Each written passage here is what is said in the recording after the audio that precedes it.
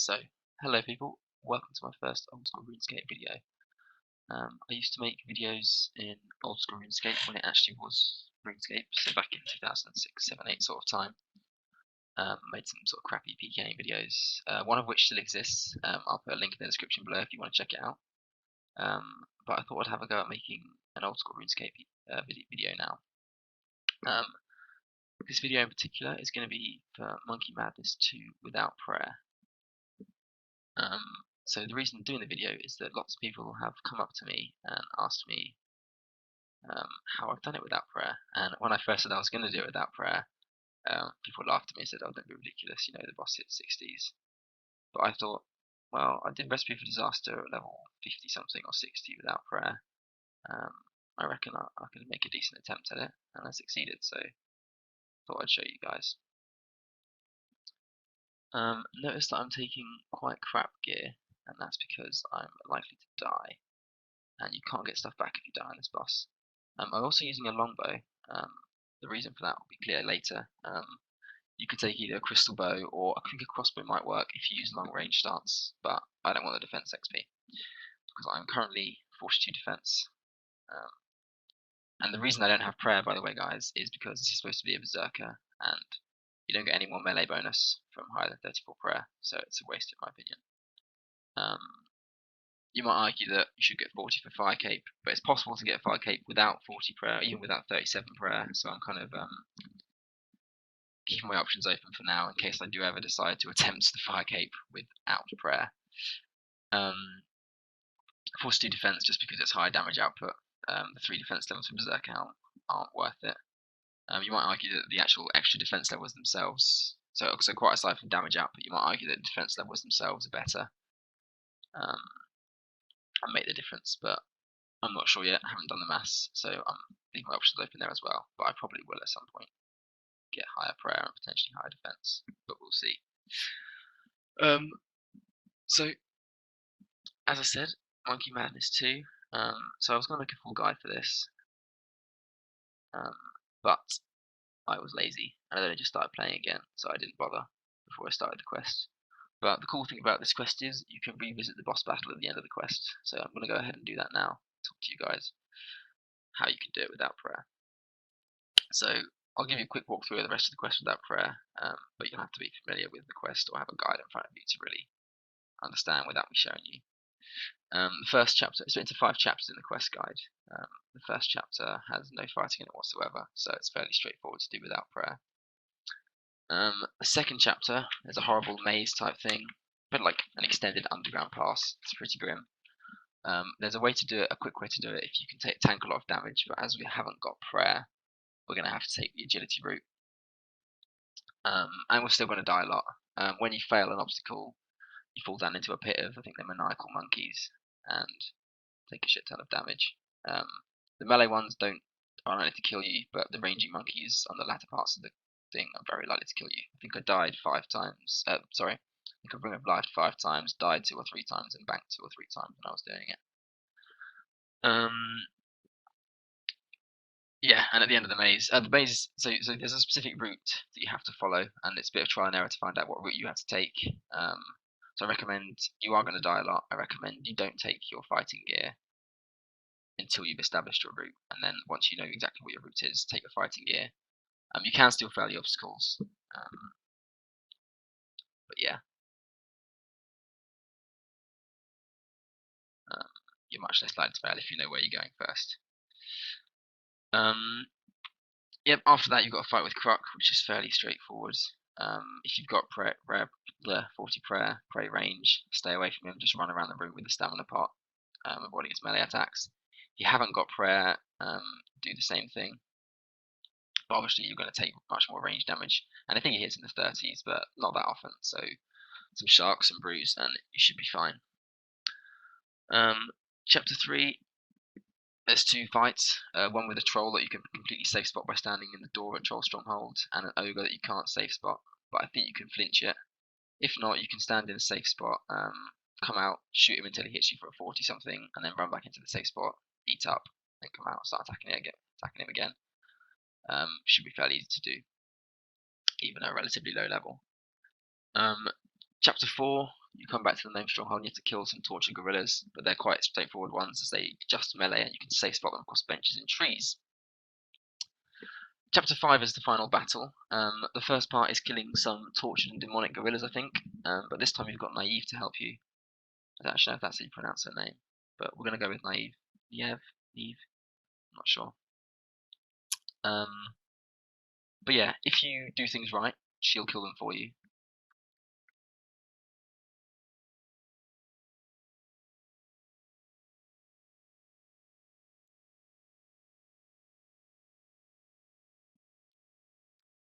Sorry, I had to go AFK for a minute there. If you do things right, she'll kill them for you. You can mess it up and make it so that she doesn't actually end up attacking any of them. For a few tips to get Naive to do it for you, when you're talking to Gluff,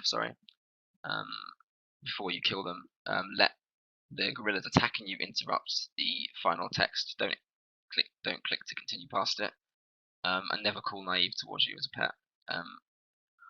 What you should be able to do is stand. I think you stand here, or perhaps in the next room. Yeah, so the gorillas are, I think, in this room, and you can stand sort of here, and they'll all get blocked down there. You can't get them, they can't get you. But Naive will be there, and she'll be killing them. Once she's killed one, go in, shoot the other. Naive will attack it as well, come back and hide, and take them all, and then Naive can take them all out that way.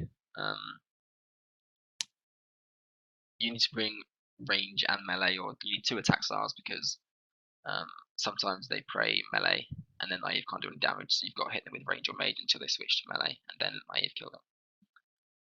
Letting her kill them takes a fucking long time. She hits mostly zeros, the occasional 8 or 11 or something, but it uses no supplies, so you just got to be patient. If you're reasonably high level, with or without prayer, you can just kill them yourself if you want. You get to bank before you fight Gluff anyway, so if you're a bit impatient, that's probably the way to do it. If you do fight them, do it one at a time, so you can run off down here until they become unaggressive towards you, and you can run back, shoot one, bring it out, fight it out here. Once that's dead, go in and collect another one, bring it out here, and just take them on one at a time. And then, like I say, bank before you fight Gluff, and then we're on to the fight with Gluff, which is what I'm about to show you now. So after you complete the quest, you can do what I'm doing, where you go and fight him again. I think it times you. It tells you if you set a record or something against yourself. So the first form of Gluff, you can just safe spot him. He'll get stuck on the edge of a wall in here. This is the room. So I'll go in and shoot him. I'm just going to stand along here somewhere, and if I've played my thing right, he should just get stuck on the wall there. And you can just shoot him. You don't need a longbow for this part. A crossbow will do the trick, but to save inventory spaces, I've just brought a longbow anyway. There's no advantage to getting even quicker. You're not using any supplies, so longbow does the job. I think so. I'm using range, just because that's all the guide said to do. But I have done a test run with mage, very quick test run. I only fought the first form. I used charge Saradomin strike, and I did the job fairly well. Splash sometimes, probably about half hits were hits. But depending on your range level and mage level, you might want to consider maging instead of ranging. So this one here, we're literally just waiting. When he's about, I think, 3/4 health, he'll run through to the next room and we'll fight him again in a slightly different way. I'll probably fast forward the clip here so you guys don't have to watch this in real time.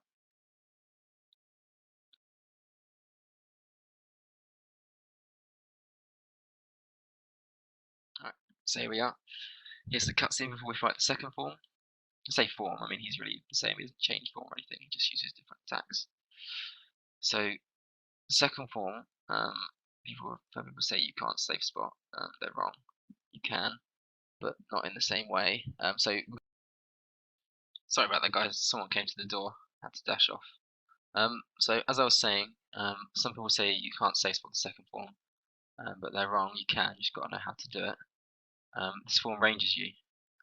So I think you can hit 40s, I'm not sure. So watch out, make sure you eat. Try not to die. Pray range if you've got prayer. If not, follow my lead. So we're going to lure him out first. So he's going to be shooting me. Yeah, 38, great. So he's stuck on the door like he was last time. So let's get some more HP back on us. I'll show you what you can't do.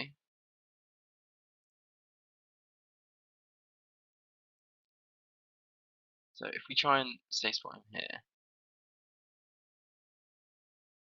right, so he's going to shoot us there.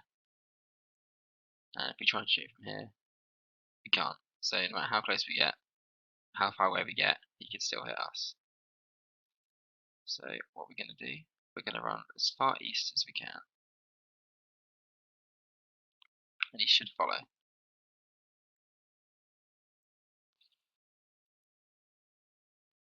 So run as far east as you can go, he should follow out. And he won't get stuck. He'll just stop there. The closest we can get to him, I think, is here. No, he shoots there, maybe it's here. So yeah, just behind that line with that black rock there, he can't get us anymore. But we can still get him. And now we do exactly as we did before.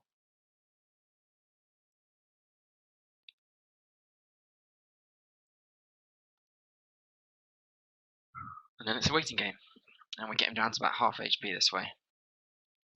And then we fight the third form, which is a bit more tricky.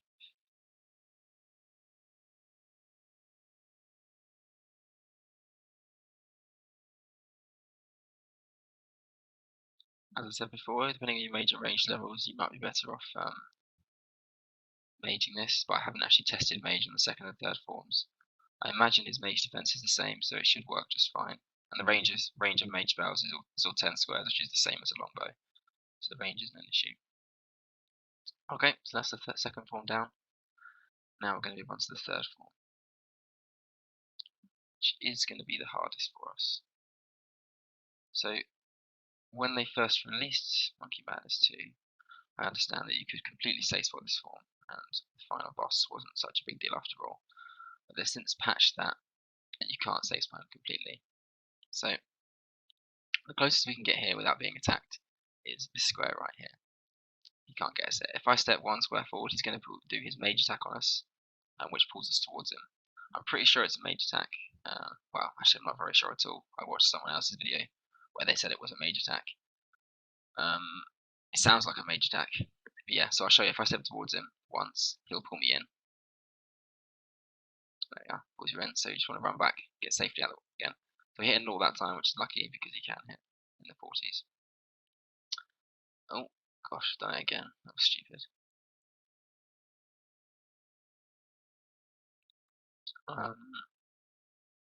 Yes, this is as close as we can get. So the technique we're going to use, we can't quite range him here, and as soon as we click on him, we're going to run towards him. So what we're going to do is we're going to run at him, and as soon as he teleports us towards him, we're just going to run straight back behind this line here. However, if you do it from this square, you'll run in, you'll shoot him once, you'll try and be clicking out, and when he teleports you in, he'll get to teleport you in twice for each attack that you do.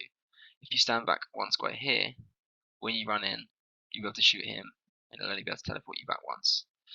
So let's see what this looks like. I think he can get 60s, but I should be okay with 70 HP. So let's go.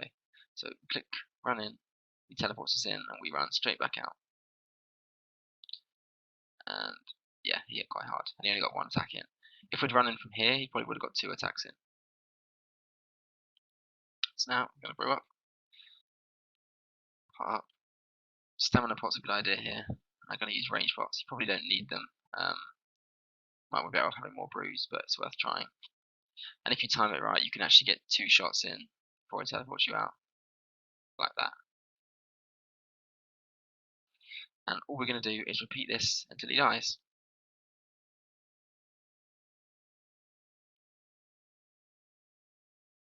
As I said, it should work still with Mage, but I haven't personally tried it on this form. But the range is the same, and if you got higher Mage, it's probably worth doing.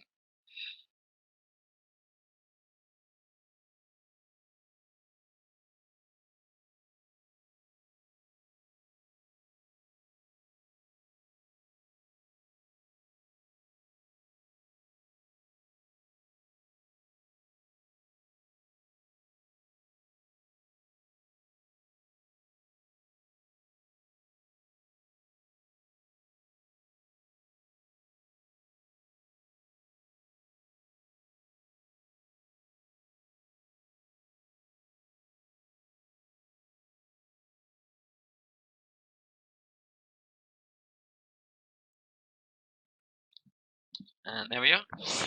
Bluff is dead. So yeah,